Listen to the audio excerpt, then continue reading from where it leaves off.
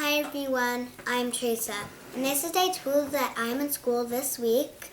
And the last chapter I read you was chapter 1 of Amelia, Bedelia on the Job, book 9. So today I'll read you chapter 2, which is called The Hawk Has Landed. Miss Shaw clapped her hands twice and faced the board. Amelia, Bedelia, Clay, "Stop sticking your tongues out at each other," she said with her back to them. This is Miss Shaw as a hawk. And this is Miss Shaw writing on the board and telling Amelia, Bedelia, and Clay to stop sticking their tongues out at each other.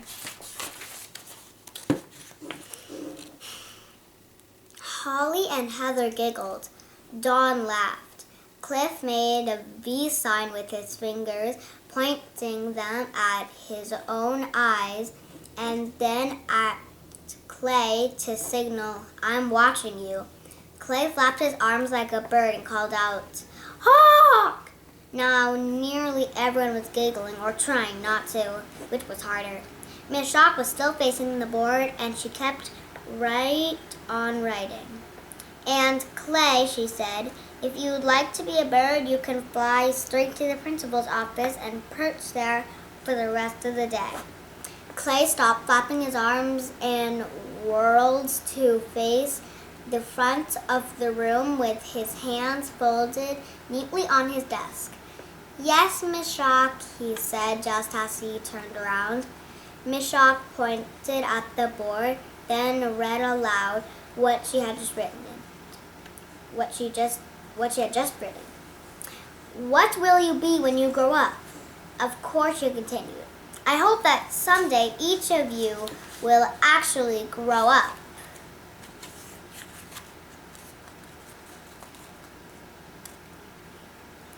This is Cliff, and he's making the V signal with his eyes.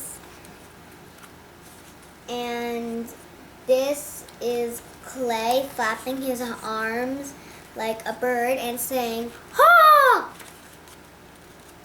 And this says, "Hawk!" And this is Miss Shaw reading, What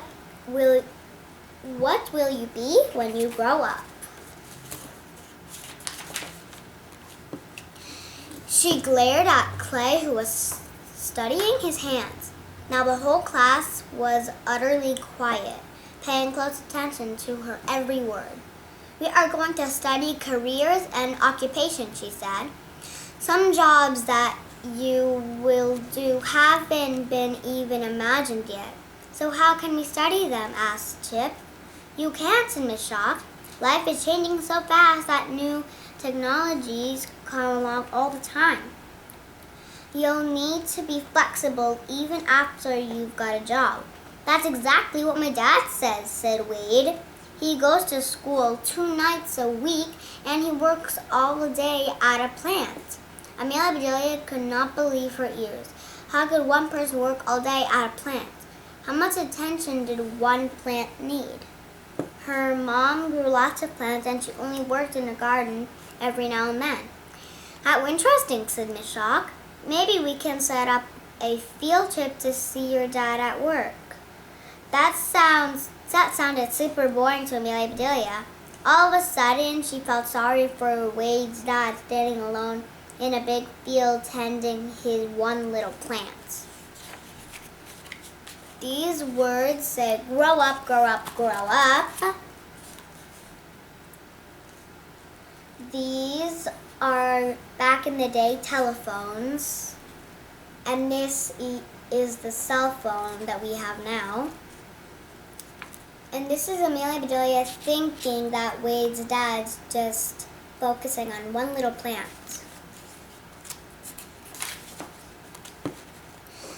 "Let's go to visit him," said Amelia Bedelia. "He must get very lonely." "I don't think so," said Wade. "More than 40 people work with him." "Really?" said Amelia Bedelia. "Is there that much to do?" "Yep," said Wade. She comes home tired every day. Amelia Bedelia shook her head. She had a lot to learn about occupations. She tried to picture 40 people crowding around one tiny plant. No weed would dare appear with 40 people ready to pounce on it and pull it out. How could any plant even grow? That many people would block out the sun. 40 people for one tiny plant? Asked Amelia Bedelia. My dad's plant is huge, said Wade. It must be, said Amelia Bedelia. Does it grow up to the sky like in Jack and the Beanstalk? For a second, the class was completely silent. Then everyone exploded with laughter.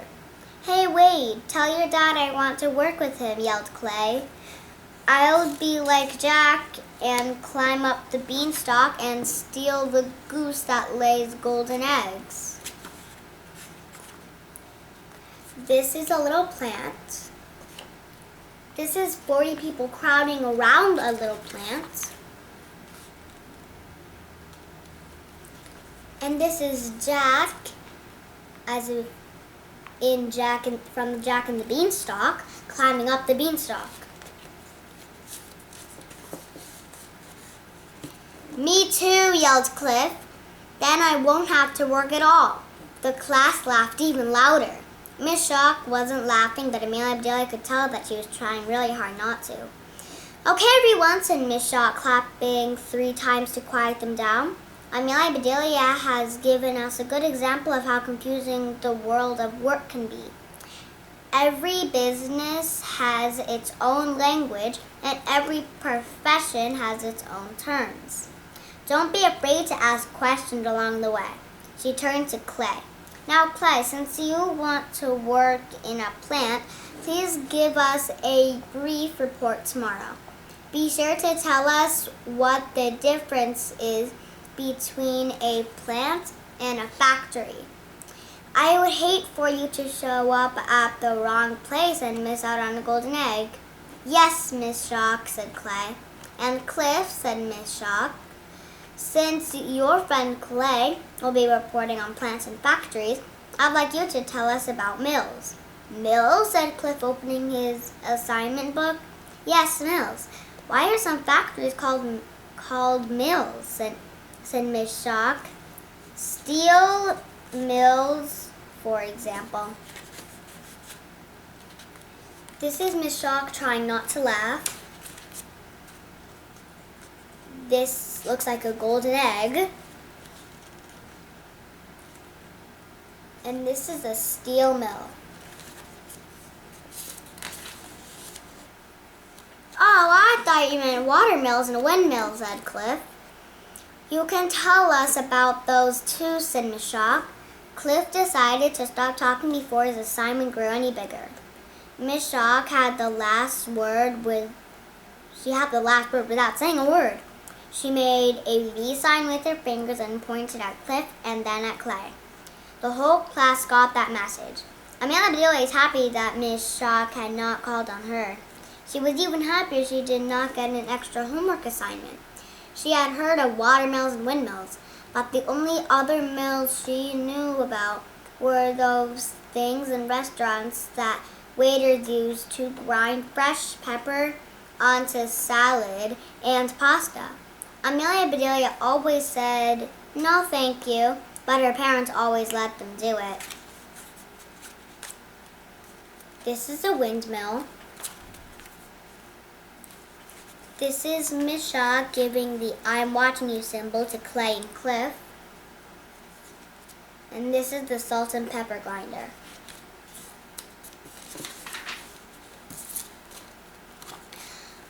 Okay, bye everyone. I'll read you chapter 3 tomorrow.